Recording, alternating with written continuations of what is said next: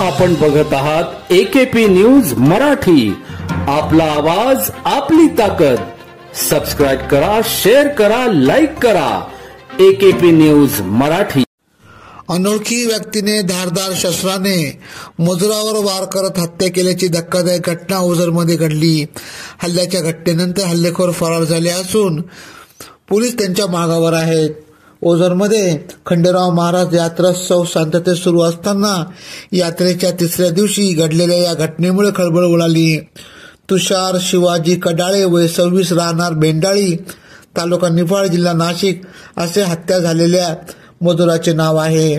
पोलिसांच्या माहितीनुसार सोमवार 9 डिसेंबर रोजी संध्याकाळी 6:30 ते रात्री 11 वाजे दरम्यान ओझर येथील बस स्थानकात अनोळखी व्यक्तीने तुषार कडाळेवर धारदार हल्ला केला. त्यात ते गंभीर जखमी झाले.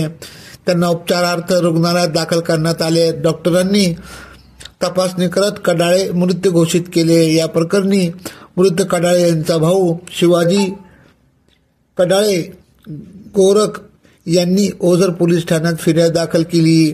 त्यानुसार अनोळखी व्यक्तींविरुद्ध ओझर पोलीस ठाण्यात खुनाचा गुन्हा दाखल करण्यात आला आहे. पुढील तपास पोलीस निरीक्षक अरुण धनवटे करीत आहेत.